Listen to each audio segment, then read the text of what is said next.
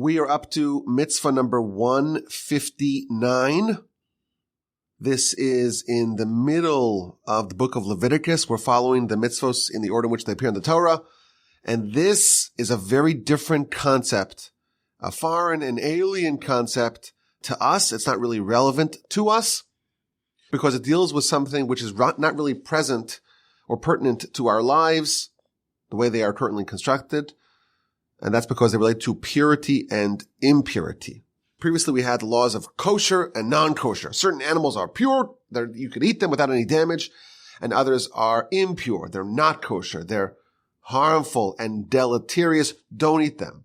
Those are, of course, relevant to us today because we still have to eat even without a temple. Here it's a similar concept, but it's not applied to foods we consume or animals that we can or cannot consume. There are some animals that are pure and some that are impure, and they conduct impurity if you carry them, if you hold them, if you touch them, if you lean on them, and so on. So this gets to a subject that we're not really very familiar with, namely that of purity and impurity. If you look at Torah, certainly if you look at the oral Torah, there's an enormous portion of Torah that relates to purity and impurity. The oral Torah, the Mishnah, it's 60 or so books. Depends on how you count. It's really 63 books, but it's 6 different major sections. The 6 orders of the Mishnah, as they're called, the Shisha Sidarim, or Shas. And the last order, the last major section, is what's known as Taharos, which means purities. And it deals with purity and impurity, so effectively it's like a 6th or 16% of Torah relates to purity and impurity. And we don't really know even what this is. It's not cleanliness. It's not hygiene. It's a spiritual purity versus impurity that's not at all physically perceptible. And it's not actually relevant to us, or mostly not relevant to us, because these laws really only matter almost exclusively in temple times, when there's the temple that you can or cannot walk in, depending on your state of purity. There's sacrificial foods, consecrated foods that you can or cannot eat, depending on your state of physical purity and impurity. You cannot render holy, sacrificial, consecrated foods impure by one of these many methods. So primarily these laws are only applicable in times of the temple and thus not very relevant to us today. There are some laws that are applicable today, and even the laws that we're going to cover today may be applicable if we are interested in preserving a higher state of purity. So there are some things that are impure and may conduct and convey impurity. So for example, we're familiar with part of the Torah that talks about tsaras. Tsaras is some sort of affliction. It could be on your skin. It could be on your garment. It could be on your house. And this is indicative of some sins that you may have done. And there's a whole system for how to restore purity. You got to bring the Kohen. The Kohen has to diagnose it. You may be quarantined. There are really 2 sections, 2 parshas in the Torah, Tazria and Mitzvah, that talk about the method of determining and diagnosing the impurity of tsaras, and the method of remediating it, of removing it. There's another class of impurity that comes from dead animals of various kinds. One of them, mitzvah number 159, that we shall cover today. There are certain things that can happen to men or women that will render them impure. They could have certain emissions. Certain things can happen to them that would make them impure. And each one of them has a different system, a different protocol for determining the impurity and remediating it. And of course, there's the Torah section that we are familiar with that talks about a human corpse and the purity that it emits. These items, these things can cause impurity to be transmitted in different ways, by touch, by carrying, by being in the same room or enclosure, by sitting on them, by reclining on them. And they can transmit impurity to people, to things, to food, and to drink. Now again, it's not so relevant to us today because a person who is impure cannot enter temple grounds. A person who is impure cannot eat consecrated food. And the consecrated food itself cannot become impure and must be protected against impurity. And the methods of remediation are, of course, different, depending on the different type of item and the different type of impurity that it received. We are familiar with the concept of the red heifer. The red heifer is a red cow that you have to slaughter it and burn it and make a huge pile of ashes. And that ashes are mixed with all sorts of ingredients that are sprinkled upon someone who is impure because of contact with the dead. And then there's a whole process outlined in the Torah, not just that, the red heifer, the sprinkling of the red heifer, concoction, but all sorts of other things that have to happen in order for them to have that impurity removed. There are sometimes that sacrifices are brought, and certainly immersion in a mitzvah is part of it. The details, of course, are vast and voluminous. And, as I will remind you for the third time, these are ideas that are very distant for us, and that's going to be a major subject of what we're going to cover today, the fact that the concepts here are quite impenetrable and foreign. Mitzvah number 159 are 8 specific animals that are impure, and their carcass, their corpses, render impurity. If you look at Leviticus, Vayikra, Parshas Shemini, after it talks about kosher and non-kosher animals, it talks about a different class of animals. The 8 specific animals, creepy crawlers, rodents of sorts.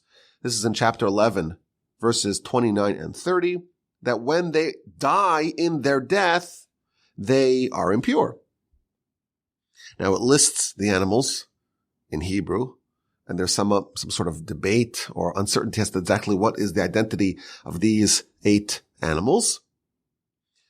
In many books that talk about these animals, it'll just transliterate those words because there's a lot of debate as to the identity of these animals. That said, if you want to follow the opinion of Rashi, you have number 1, a weasel, a mouse or a rat, a toad, a hedgehog or a porcupine, certain species of lizards, other types of lizards, snails, and of course, a mole. These are not generally pets, at least outside of Harry Potter. But these animals are pure and they cause impurity when they are dead. That's the mitzvah number 159. These 8 different animals, these shmona shratzim, these 8 rodents that are impure. These 8 to the exclusion of any other. Now, when we read this, it's mysterious. Nothing about these 8 jump out at us as being uniquely different. And we don't know why they specifically conduct impurity. Why do they specifically hinder purity? We have no idea. And that's actually the main subject that the Sefer HaChinuch, which is the book that we are using to navigate the 613 mitzvos in the order in which they appear in the Torah, the main thrust of his piece on this mitzvah is about the fact that it's actually unfathomable to us. It makes no sense to us. In every mitzvah, he tries to give a little reason, a little flavor as to what potentially is the reason why the Almighty gave us that mitzvah. Not to say that that's the definitive reason, but it's something which can bring the concept of a mitzvah closer to us. He gives an introduction to his offering of a reason of this mitzvah, and he says like this: we have no doubt. I'll tell you something that you'll agree with, says the Sefer HaChinuch. There hasn't been a single person throughout all of existence who knew all of wisdom to its very end, to the furthest extent of wisdom, without missing anything. Humans, our knowledge is not complete. And even if we amass more and more knowledge and we understand more and more, we haven't reached the end. And even Moshe, the greatest man who ever lived, the one who received all the secrets from God. Our sages say that there are 50 gates of wisdom, and Moshe received 49 of them. He got 49 of 50, which is not bad, 98%, but it's not everything. We're also told that there are 70 facets of Torah. Now, Torah is the source material of all wisdom. And thus, if someone has all of Torah, they necessarily will have all wisdom. And there are 70 facets of Torah and 50 gates of insight and wisdom. So if you add it all together, the 50 gates of insight, of wisdom, plus the 70 facets of Torah, you have 120 different realms of wisdom. Moshe had all 70 facets of Torah, and he had 49 of 50 gates of wisdom, and that is 119 out of 120, which is a better rate than 98%. It's pretty good. It's more than 99%. But it's still not everything. The verse in Psalms tells us, it describes Moshe, and it says, Vatichasreu me'at melokim. Moshe was a little bit less than God. Now, of course, Moshe is a human, and God is the only creator, the only infinite creator, and God knows, of course, all knowledge. God's knowledge, we're told, is like 120. The full totality of wisdom is 120. And Moshe was 119. He was a little bit less. And the gematria of the word me'at, which is the verse that says, and he is a little bit less than God. Me'at is the mem, which is 40, and the ayin, which is 70. So 40 plus 70 is 110, and the tet, that's 9. So 40 plus 70 plus 9 is 119. Moshe had 119 of the possible 120 realms and dimensions and elements and facets of wisdom and insight. So Moshe had more than anyone else, but he still didn't have everything. Well, what about Solomon, the wisest of all men? Even Solomon, in the book of Ecclesiastes, he testifies, I said I will be wise, and I found that is distant from me. So no human has all knowledge and all wisdom. Now, that's something we accept. And we also accept that, well, God, he does know everything, because all wisdom and all knowledge, after all, comes from him. So principle number 1, we're limited. God is unlimited. That's principle number 2. And principle number 3 is that if God gives us something, he commands us to do something, and we don't understand it. And it seems foreign and weird and strange and useless to us. There's no doubt that if it comes from God, there's a good reason for it. And if it comes from God who wants to do goodness to us, it's for our benefit. It's good for us. It's for our benefit, and it helps us avoid things that are to our detriment. So he's giving us this introduction. We don't know everything. God does know everything, and God only does good. And thus when we get a mitzvah that makes no sense to us, well, if it's a mitzvah that makes sense to us, well, we should be happy. If there's some reason that we can connect to, we understand it on some level, that's cause for celebration. But what if we find mitzvahs that are completely beyond human intellect, completely unfathomable to us? We recognize we're fallible. God is infallible, and God's insight and knowledge is complete, and his goodness is complete. And we understand that there is a reason for us to be commanded with this particular mitzvah. We don't know the reason, but we understand it's for our benefit, and it's to help avoid things that are to our detriment, and that's why we do it nonetheless. It doesn't say this, but some of the other commentators talk about how when someone goes to a physician, and they're not a physician, they didn't spend 12 years in medical school and residency and pre-med, and then they did their fellowship. You don't know enough. And you could Google it or check out ChatGPT, but still, You don't have the experience and the insight and the knowledge of the physician. So if you try to understand what exactly is the reason for the diagnosis and what exactly is the reason for why this particular remedy prescription will address the pathology, you understand that this is the expert. You're going to the expert, and the expert will give you the proper course of action to achieve the desired result. Almighty God knows everything. He created us. He created everything. All created existence comes from God. So when he gives us something that makes no sense to us, we bow our heads and humbly say, thank you for giving us something, even though I don't understand why I need it and I don't understand why it helps me in my objective.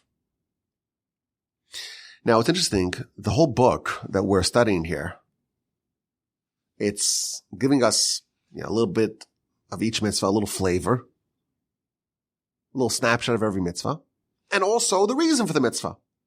You open up the Torah, we have commandment following commandment following commandment, and very, very infrequently, we're given a reason. Isn't it interesting that the Torah itself does not offer very much in the way of reasons for mitzvos? So here we're going to have a whole section of mitzvos that make no sense to us, and we'll have to really work really hard to find a reason for it.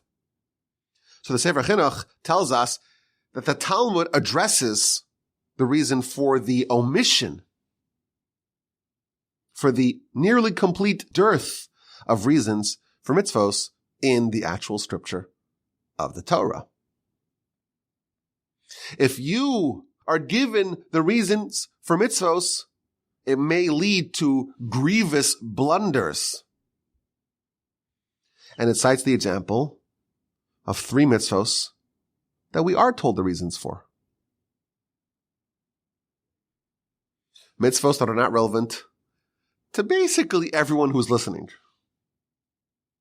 because they relate only to a Jewish king. Cannot have too many horses, because that will lead the king to go back to Egypt. Cannot have too many wives, because that will lead his heart to go astray. Cannot have too much money, because that will cause him to be haughty, to lord over his brethren. So we're given 3 mitzvos for a king, and the reasons for them. And there was a great man, the wisest of all, King Solomon, who said, oh, here we know the reason. So if I could find a way to have horses without the concern of going back to Egypt, and I could have wives without the concern of them leading my heart astray, and I could have plenty of money without lording over my brethren, well, then it's okay, right? And indeed, he blundered. His wives led him astray. He went back to Egypt, and he lorded over his brethren. So it's very dangerous to be told a reason, because then in our puny little brains, relatively speaking, of course, in our puny little brains, we say, oh, now I understand the reason. So I'll just do it, I'll violate it, and make sure that the reason is maintained. And if Solomon blundered, well, we're very liable to blunder ourselves.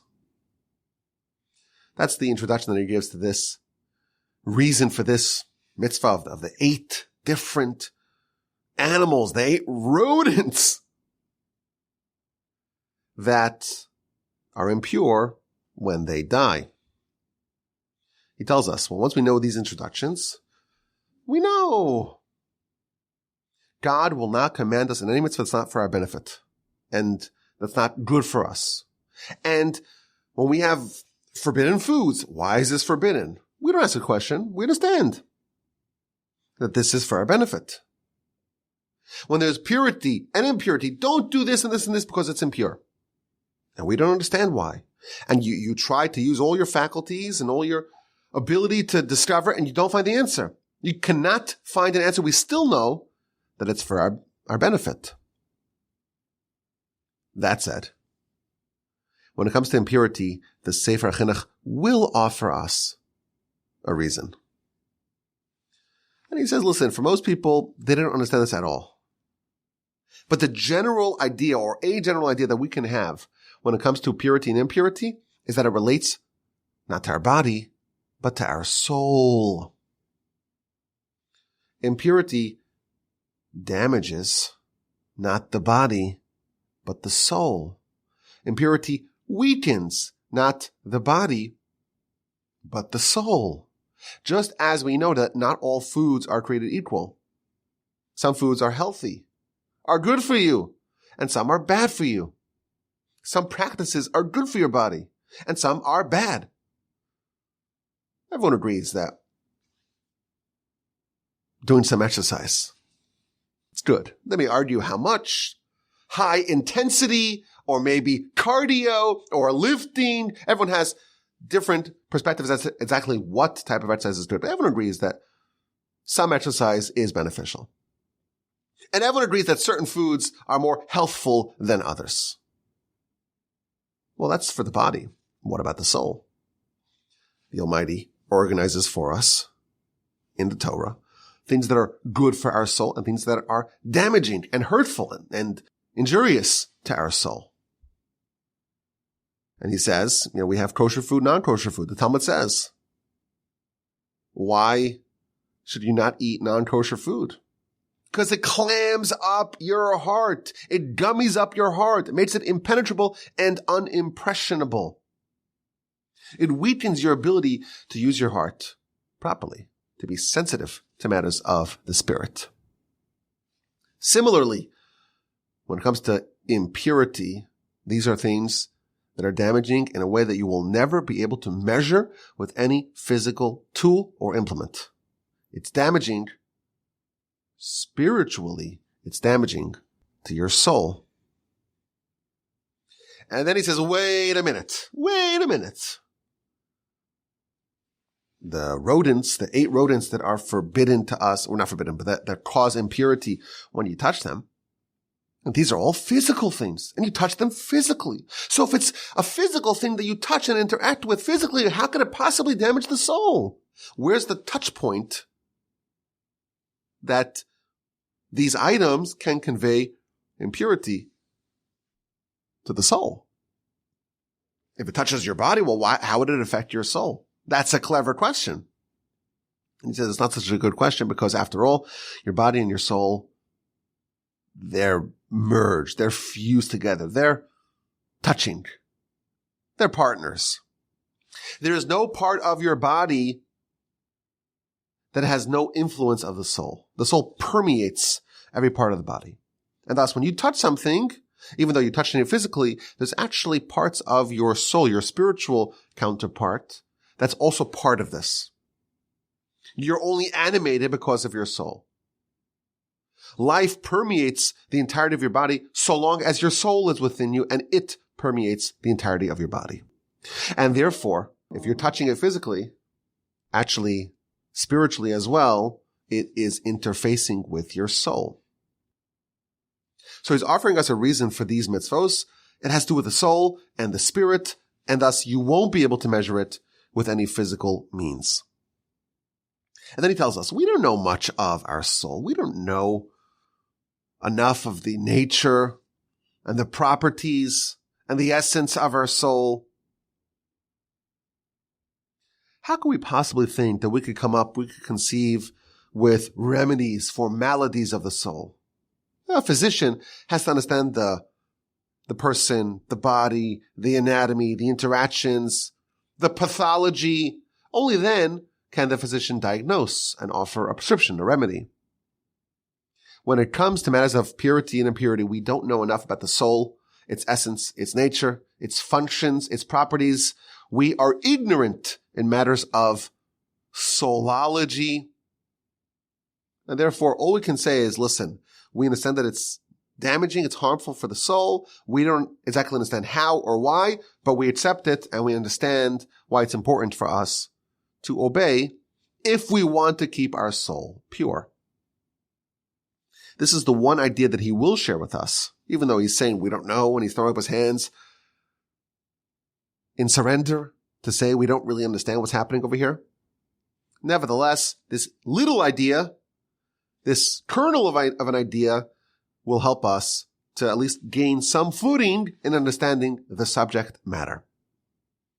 And then he ends off his essay on the reason or the non-reason that we can offer for this mitzvah by saying that once we understand this little kernel of an idea, it will mask our shame.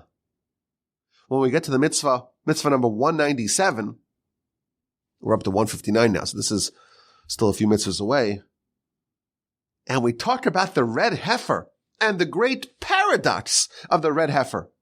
That when you sprinkle red heifer concoction on a person who's impure, they become pure, but the sprinkler becomes impure. And that's a big paradox. How can it be that in a process of purification, there's also some impurity that is garnered, that is generated?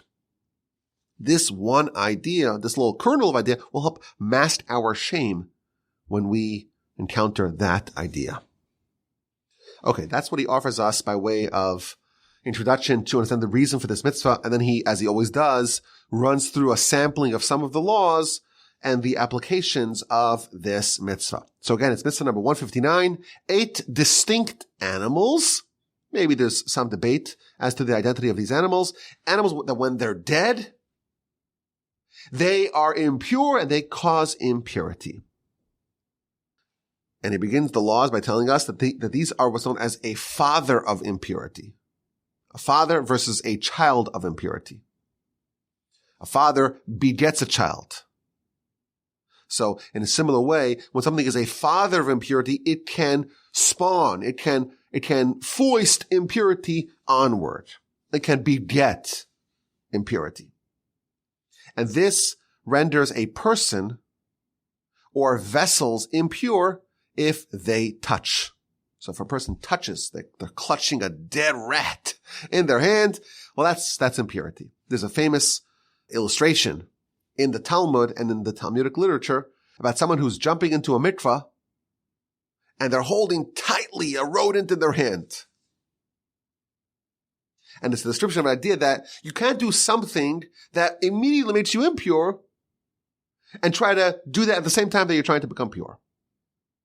There's something that inherently prevents the process from working. Tovel v'sheretz biyado. You're immersing in the mikvah, but you're clutching the sheretz, the rodent, the dead rodent in your hand. Now, there are different classes of vessels, and there's something called a kli cheres, an earthenware vessel. And the way that an earthenware vessel becomes impure is a bit different. If the rodent enters the airspace of this earthenware vessel, it becomes impure. If you touch it, it doesn't become impure. Touch it from the outside, it doesn't become impure. But if it enters the airspace of this vessel, then it would spread the impurity. Now, the animal has to be dead, and it's only these 8 and not others. For example, a snake or a scorpion. These do not qualify to be included in this mitzvah. It does not conduct impurity if you carry it but don't touch it. It does not make the clothing of the person who does touch it impure. And unlike most items that we have to find the volume for the minimum required volume for the halachic significance to be in effect. Typically, it's an eggs volume or an olive's volume. How much of a rodent must be there for it to conduct impurity? Here is the size of a lentil, which is even smaller. And what if you have a little bit of this animal, a little bit of this animal, and together, none of these animals on their own is in the lentil's volume, but together they combine. Well, actually, that would be enough to render someone impure, even though, it's half a lentil's worth of this one and half a lentil's worth of the other one. Together, that would combine and create the capacity to render something impure. Someone who is impure cannot eat truma, sacrificial foods for a Kohen, cannot eat any sacrifices, any consecrated food, and cannot enter the temple until they immerse. And even after they immerse, in the mikvah, they have to wait until nightfall for the complete purification to conclude. Now, the end of the Sefer Chinuch's commentary, he says, firstly, it's not applicable today. We don't have a temple. We don't have sacrifices. We don't eat truma. It's not applicable today. However, I told you that the reason why these things cause impurity is because they damage the soul. So therefore, if you want to preserve the full potency of your soul, or at least maintain the power of your soul, you are advised to not become impure in this manner, because why wouldn't you want to preserve the holiness and the full potency of the soul to the best of your ability? And his last piece deals with a little bit of a debate. Is this a mitzvah or is this not a mitzvah? Because here, there's no prohibition to become impure. The prohibition is only once you are impure, don't enter the temple, don't eat sacrifices, don't make sacrificial consecrated foods impure. This is just like the category. So there's a debate, as we saw in the past, between Rambam with an M, Maimonides, and Ramban with an N, Nachmanides. What is the status of laws that are the system in which the transgressions and performative mitzvos apply? Is there a mitzvah to identify which animal is kosher, which is not? So the Rambam says yes. Ramban says no. The prohibition is only don't eat an animal that's not kosher. But to identify which one is, which one isn't, that's not a mitzvah. Similarly over here, the mitzvah in question is only the concept of the 8 animals that are impure, render impurity. But the Rambam would again say this is included in the 613. The Ramban would say not. One final point, the Sefer Chinuch wrote that the snake, the serpent, the scorpion, they're not included. And if we think of an animal that most represents impurity, it should be the snake. It should be the serpent. After all, that was the animal that embodied the force of the evil inclination that caused Adam and Eve to sin. So if there was any animal that goes on its belly, that slithers, that is a low animal, not a high animal, not a bigger animal, a smaller animal, a lower animal, that is impure, that conducts impurity, it should be the snake, right? So it's interesting that some of the commentators actually address this question. The Rabbeinu Bechaya, in Leviticus 11:30, says, wait a minute. This is the root of all impurity. All spiritual contamination comes from the primordial serpent. So why is he not impure? Why is the snake not impure? And then he tells us a very clever, interesting answer. Snakes can be deadly. Venomous snakes, constrictor snakes, they could be dangerous. And there's a mitzvah for us to eliminate things that are dangerous. If you see a deadly animal roaming about, you're required to kill it, because otherwise it may hurt someone. But what if you know that you kill the snake and suddenly you're impure? You can't go to the trip to the temple. You can't eat the sacrificial foods. You got to go through a process of impurity, of purification.